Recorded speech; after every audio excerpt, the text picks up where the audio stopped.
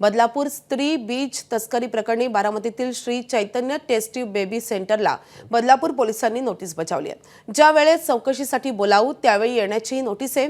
तसेच या चैतन्य taste tube सेंटरमधील 2022 पासूनची कागदपत्रही police घेऊन गेलेत असं चैतन्य टेस्ट ट्यूब बेबी सेंटरचे डॉक्टर आशिष जळक यांनी सांगितलंय।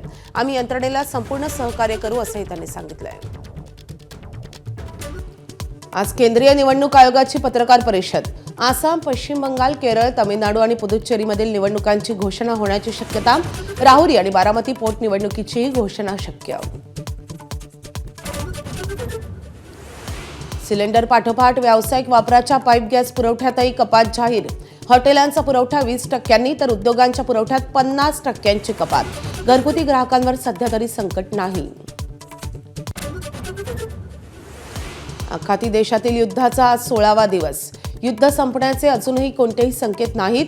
अमेरिका, इस्रायल आणि इराणचे एकमेकांवर हल्ले प्रतिहल्ले सुरूच।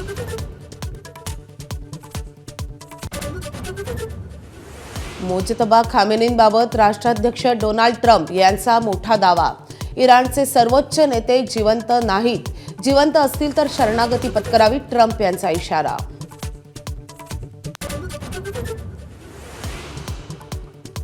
हॉर्मुझच्या सामुद्रधुनीत भारताची 28 ते 30 मालवाहू जहाजं अडकली। जहाजावर 677 पेक्षा जास्त भारतीय खलाशी। भारत सरकार जहाजांवर लक्ष ठेवून।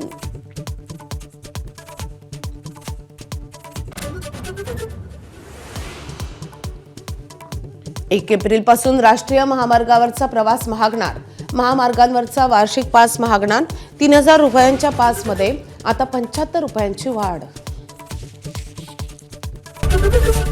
एबीपी माझा, उघडा डोळे बघा नीट।